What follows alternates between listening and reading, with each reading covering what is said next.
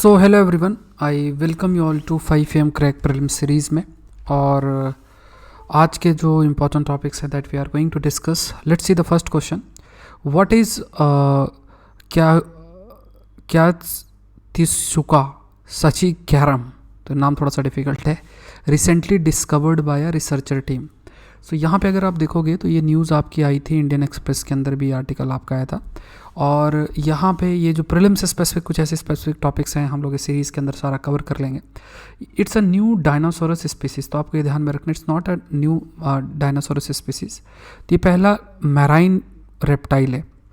देखो इस सीरीज़ के अंदर व्हाट वी आर ट्राइंग कि जो इंपॉर्टेंट ऐसे प्रीलिम से स्पेसिफिक टॉपिक्स हैं वो कवर हो जाएं। उसके बाद ये सारे क्वेश्चंस के मैं आपसे एक PDF भी एक साथ शेयर कर दूंगा, मंथली वाइज या जैसा भी रहेगा।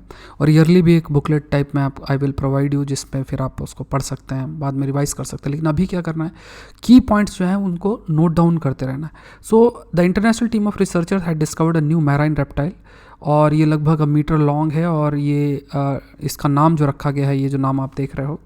दूसरा है the fossil was recently found in the central African region. Central तो डिसाइडेड टू नेम इट। इसका जो मतलब होता है, अगर आप देखोगे, इसका मतलब होता है the one that cut with something sharp in indigenous language. Indigenous जो लैंग्वेज है वहाँ पे, और ये सेंट्रल कंबोडिया की लैंग्वेज में है ये। तो ये सेंट्रल अफ्रीका नहीं, कंबोडिया का रीजन है वहाँ पे, तो ये भी गलत है। और इसका ये जो शब्द है, इसका मतलब क्या है, that is the one that cuts with something sharp. दूसरा है named under the ancient Musica culture that existed in that region, मतलब कंबोडिया रीजन में। तो ये स्टेटमेंट आपका सही है, आंसर है दैट इज डी। तो ये जो सेशन है, this session is presented by me, my name is Saurabh Pandey. शुरू करते हैं दूसरा जो टॉपिक है, दूसरा क्वेश्चन देख लेते हैं। दूसरा टॉपिक अभी शॉर्ट में ऐसा नोट्स आपको बना लेने अपने, जैसे ऐसा लाइन खींच के, और शॉर्ट में चीज़ें नोट करना। दूसरा एक डिसिप्लिन रखनी है। अभी जैसे जब तक आपका एग्जाम नहीं होता तो कोशिश करो सुबह जल्दी जगने की। एक मोमेंटम, जैसे अभी 11 बजे आंसर राइटिंग हो जाती है, हिंदू एनालिसिस हो जाता है। आंसर राइटिंग का सेशन और 5 AM सेशन जो होगा वो आपका दोनों ही सेशंस आपके मंडे टू फ्राइडे हुआ करेंगे। फिर आपका मंडे को हम लोग सैटरडे संडे वाले टॉपिक्स भी रहेंगे। हिंदू आपका पूरा मंडे टू संडे चलता रहेगा। अब देखो ये सब चीज़ें, वर्कलोड मैनेजमेंट भी बहुत इंपॉर्टेंट, तभी हम लॉन्ग टर्म में चीज़ों को कर सकते हैं। जैसे अब तीनों ही बहुत इंपॉर्टेंट सेशंस हैं। हिंदू है तो उसको हर दिन करना है, 5 AM सेशन है ये भी करना है। टॉपिक्स का जो कवरेज है तो मंडे टू फ्राइडे इसको कर लिया जाएगा, सैटरडे संडे का टॉपिक मंडे को कर लिया जाएगा। और उसके बाद फिर आंसर राइटिंग का मंडे टू फ्राइडे हो गया, तो ये आपका चलता रहेगा। तो तीनों चीज़ें इंपॉर्टेंट है, तीनों चीज़ें करनी है, तो इसलिए ये इस तरीके से प्रॉपर आपका चलता रहेगा। और सैटरडे संडे को अपने जो भी 5 AM सीरीज़ के टॉपिक्स उसको आप रिवाइज कर सकते हैं। न्यूक्लियर एनर्जी के ऊपर है, तो न्यूक्लियर एनर्जी भी अगर आप देखें तो ये आपका एक आर्टिकल आया था, is nuclear energy good for climate. तो यहाँ पे क्या है, nuclear energy is not responsible for greenhouse gas emission. यहाँ पे एक पहला जो स्टेटमेंट, अब ये बहुत ही मतलब वी कैन से एक तरीके से नेगेट करने वाली बात है। It is also responsible for greenhouse gas emission. और we can say when it comes to nuclear uranium extraction, जब यूरेनियम का एक्सट्रैक्शन होता है, ट्रांसपोर्टेशन होता है, प्रोसेसिंग होता है, उसकी वजह से एमिशन आपका होता है।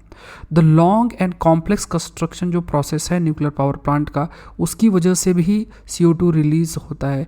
As does the demolition of decommission site, जो जहाँ जिस साइट में जहाँ भी आपका एक्सट्रैक्शन यूरेनियम सबका होता है, उसको भी जब आपका डीकमीशन किया जाता है तो उसमें भी एमिशन काफ़ी देखने को मिलता है। न्यूक्लियर वेस्ट से भी, nuclear waste also has to be transported and stored under strict condition.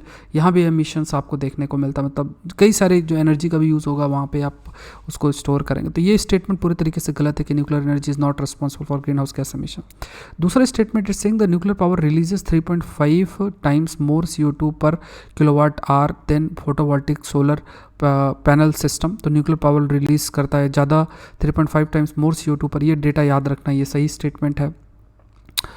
यहाँ पे आपसे जो पूछा है, this is related with the correct पूछा है, ठीक है। तो ये स्टेटमेंट सही। Nuclear power plants are about 4 times as expensive as wind और solar and then 5 times as long as to be built. ये भी थोड़ा फैक्चुअल स्टेटमेंट है, थोड़ा याद रखना है। न्यू जो स्टडी है कई सारे हैं, उनके अकॉर्डिंग अगर देखा जाए तो यहाँ पे nuclear power releases 3.5 times more CO2 per kilowatt hour than photovoltaic solar panel system. और compared with onshore wind power, ये जो है कि ऑनशोर विंड पावर की बात किया जाए, है ना, यहाँ पे ये जो डेटा है उसके according if you see this data, तो ये भी आपका सही है।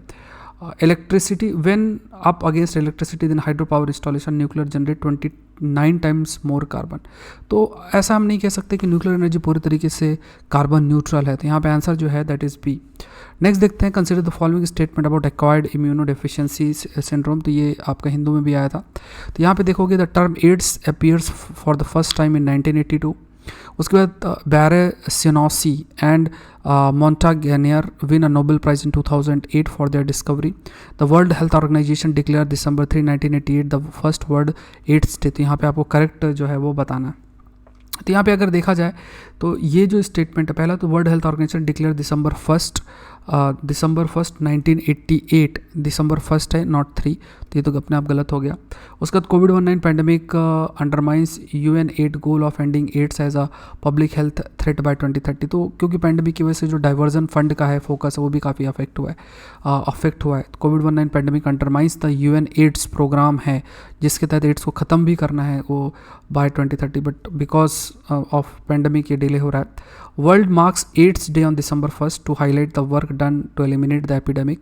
क्या स्टेप्स लिए गए हैं इस एपिडेमिक को ख़त्म करने के लिए। एंड इनइक्वालिटी एंड एड्स, ये वर्ल्ड एड्स डे 2021 की आपकी थीम भी थी, ये भी याद रखना है। End inequalities end inequalities end inequalities end AIDS, तो ये आपका थीम आपकी रही है। तो यहाँ पे आंसर आप देख लो, लास्ट स्टेटमेंट गलत है, तो आंसर जो होगा that is B. Next question देखते हैं, consider the following statement about low earth orbit LEO satellite. तो यहाँ पे पहला जो स्टेटमेंट है ये पहले देख लो, ये सोर्स है, ये भी हिंदू का ही टॉपिक है साइंस एंड टेक्नोलॉजी के अंदर। पहला है it requires the highest amount of energy for satellite placement. तो ये हाईएस्ट नहीं लोएस्ट है, क्योंकि लोअर अर्थ ऑर्बिट है ना। It provide high bandwidth and low communication latency. It provide low bandwidth, it's provide high bandwidth and यहाँ पे लिखा हुआ है it provides high bandwidth and low communication latency. ये स्टेटमेंट आपका गलत हो गया। उसके बाद सैटेलाइट मतलब आप कह सकते हो कि जो बैंडविथ आपकी चाहिए तो हाई बैंडविथ चाहिए, लो कम्युनिकेशन लेटेंसी इस पे है। उसके अलावा satellite in LEO have a small field of view comparatively, क्योंकि ये कम हाइट में है सैटेलाइट की बात किया जाए। So can observe and communicate with only a fraction of earth at a time, है ना। इसी वजह से वी कैन से लेटेंसी भी वो आपकी कंपेरेटिवली यहाँ पे कम्युनिकेशन लेटेंसी भी आपकी लो है। तो ये स्टेटमेंट तो गलत हो गया। उसके बाद देखा जाए ये स्टेटमेंट भी गलत है। यहाँ पे लिखा है it require the highest amount of energy, लो यहाँ पे लोएस्ट अमाउंट ऑफ एनर्जी है। स्टारलिंक्स की बात किया जाए, it aims to provide internet to consume around the world through low earth orbit satellite. LEO का इस्तेमाल करके जो लो अर्थ ऑर्बिट है। अच्छा, यहाँ पे एक टर्म लेटेंसी है, comment section please let me know what is latency. बहुत बार हमने इसके बारे में डिस्कस किया है। कम्युनिकेशन से कंटेक्स्ट में काफ़ी इंपॉर्टेंट होता है, खासतौर से जैसे 4G 5G, इसमें लेटेंसी टर्म बहुत यूज़ होता है। तो यहाँ पे स्टारलिंक डेवलप भी कर रहा है, तो लो अर्थ ऑर्बिट के बेसिस पर डेवलप करेगा। तो SpaceX owned company is one of the few firm launching constellation of LEO satellite, जिससे कि जो ब्रॉडबैंड सर्विस है लो लेटेंसी, मतलब कम समय लगेगा, जो हाई क्वालिटी इंटरनेट आपको मिल सकता है। तो यहाँ पे जो स्टेटमेंट है थर्ड आपका सही है। नेक्स्ट देखते हैं, consider the following statement about Barbados. इसमें भी देखोगे तो ये BBC की न्यूज़ है। Barbados become a republic and parts way with the queen. An island country with north eastern Caribbean sea. An island country in the north eastern Caribbean sea, ये पहला statement है। उसके बाद recently Barbados has become the world newest republic, it is a Caribbean island. तो यहाँ पे अगर आप देखोगे पहला जो स्टेटमेंट ये आइलैंड कंट्री ने south east Caribbean sea, south ही नॉर्थ ईस्ट में नहीं, साउथ ईस्ट कैरेबियन सी में है, ये याद रखना है। The capital and the largest town आपका ब्रिज टाउन है, ये भी याद रखना, जो कि एक सी पोर्ट है। बारबाडोस लोकेटेड है 13 degree north of equator, 13 degree north of equator में आपका लोकेटेड है। बारबाडोस इज लोकेटेड रफली 13 degree north of equator. Barbados population लगभग 2,87,000 है, मिले अफ्रीकन डिसेंट से लोग हैं। While it is an Atlantic island, Barbados is closely associated with the Caribbean and is ranked as one of its leading tourist destination के रूप में भी उसको कंसिडर किया जाता है। तो यहाँ पे एक स्टेटमेंट जो है मतलब ये गलत हो गया, ये गलत है।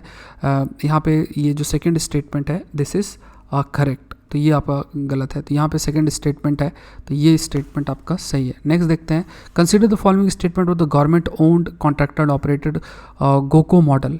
Army has initiated for its base workshop and ordnance depot intended to improve operational efficiency. This model was one of the recommendation of Lieutenant General D.B. Shikatkar retired committee to enhance the combat capability and rebalancing defense expenditure. Under this model, the asset owned by the government is operated by the private players. यहाँ पे आपको correct बताना है, तो correct यहाँ पे आपको बताना, तो यहाँ पे आपको ध्यान में रखना है ये जो मॉडल है इस पर भी इसकी अगर बात करते हैं तो यहाँ पे भी अगर देखो हिंदू में आर्टिकल भी इस पर आया था, तो ये आपको ध्यान में रखना है कि ये जो मॉडल है आपका, इस मॉडल के कंटेक्स्ट में इफ यू सी तो तीनों ही स्टेटमेंट्स है ये गोको मॉडल याद रखना। तो army has initiated for its base workshop के लिए, ऑर्डिनेंस डेपो के लिए, जिससे कि ऑपरेशनल एफिशिएंसी इंप्रूव किया जाए, तो ये रिकमेंड भी किया गया था, जिससे कि जो कॉम्बैट कैपेबिलिटी है और किस तरीके से एक्सपेंडिचर डिफेंस एक्सपेंडिचर को बैलेंस किया जाता है उस पर वर्क किया जाए। इस मॉडल में जो एसेट है owned by the government is operated by the private player, तो जो गवर्नमेंट के पास ओनरशिप होती है और ऑपरेट किया जाता है प्राइवेट प्लेयर के द्वारा। तो यहाँ इसका फुल फॉर्म भी देख लो, government owned contractor operated model. तो ये ध्यान, तीनों स्टेटमेंट सही है, आंसर है इसका सी। लास्ट क्वेश्चन देखते हैं, consider the following statement about Mulla Periyar dam. तो ये जो डैम आपका लोकेटेड है, ये डैम है पहला पेरियार रिवर, तो dam is built at the confluence of Mullayar and Periyar river, ठीक है, मुल्लायार एंड पेरियार रिवर के कॉन्फ्लुएंस पे आपका ये बनाया गया है, तो ये ध्यान में रखना है। दूसरा, located on cardamom hills on the Western Ghat, ठीक है, केरला में, Idukki district of Kerala. Periyar river which flows westward of the Kerala is into the Arabian sea was diverted eastward to flow towards the Bay of Bengal to provide water to the arid rain shadow region of Madurai in Madras presidency। तो पहले ही वो agreement sign हो गया था, तो इसी वजह से कन्फ्लिक्ट भी है आपको देखने को मिलता है because it is controlled by the Tamil Nadu. तो यहाँ पे क्या located cardamom hills of the eastern Ghat यहाँ लिखा हुआ है, it's not eastern Ghat, it's western Ghat. और Mulla Periyar dam is a gravity dam, it's not यहाँ पे, हाँ, इट्स अ ग्रेविटी डैम, ठीक है। और यहाँ पे कॉन्क्रीट प्रिपेयर्ड लाइमस्टोन और सुर्खी जो बर्नट जो जले हुए ब्रिक्स हैं, जले हुए जो ईंटें हैं, उनसे ये बनाया गया है ना, और रबल्स हैं इसमें, वो भी प्रेजेंट है, ईंटें और सारे। तो gravity dams use their weight and force of gravity to support the reservoir and remain stable. तो जो मास है उसकी वजह से ग्रेविटी जो उसका इस्तेमाल करके जो डैम है वो आपका स्टेबल रहता है। तो ये काफ़ी तमिलनाडु केरला की काफ़ी टेंशन भी रहती है, इसके ऊपर डिटेल में हमने डिस्कस भी किया है। तो ये स्टेटमेंट आपका सही, ये गलत है, ये स्टेटमेंट सही है, आंसर है दैट इज़ 1 and 3। तो नोट्स आप जरूर से प्रिपेयर करें। आज के लिए इतना ही, आई होप ये सेशन आपके लिए हेल्पफुल रहा होगा। अनअकैडमी से अभी तक नहीं जुड़े हैं तो आप जरूर से जुड़ें। Use this code that is SPLIVE, इस कोड का इस्तेमाल करके आप मुझसे जुड़ सकते हैं, इंडिया के टॉप एजुकेटर से पढ़ सकते हैं। अभी प्राइस हाइक होने जा रहा है 9 दिसंबर से, अभी फ्री 3 months एक्सटेंशन भी आपको मिलेगा। UPSC CSE कॉम्बैट का हिस्सा बन सकते हैं। 5 दिसंबर को है, 56 क्वेश्चन है, 60 मिनट्स में है। अगर अच्छा स्कोर करते हैं, अच्छा परफॉर्म करते हैं, स्कॉलरशिप जीत सकते हैं। फ्री टेस्ट सीरीज़ है, फ्री टेस्ट सीरीज़ में जैसे अनअकैडमी कॉम्बैट है, ये सब कुछ आप एनरोल कर सकते हैं, ये भी आपको अवेलेबल रहेगी। आइकॉनिक सब्सक्रिप्शन बेनिफिट्स भी हैं, पर्सनल गाइडेंस, स्टडी प्लानर, ये है। आइकॉनिक सब्सक्रिप्शन में आपके पास अपॉर्चुनिटी रहती है कि आप आपको मेंटर असाइन रहेंगे, जब आप ज्वाइन करते हैं तो आपको 20 बुकलेट्स भी मिलते हैं, तो आप सारे एजुकेटर्स के सारे कोर्सेज जो है वो एक्सेस कर सकते हैं। तो आज के लिए इतना ही, thank you everyone and let's cricket.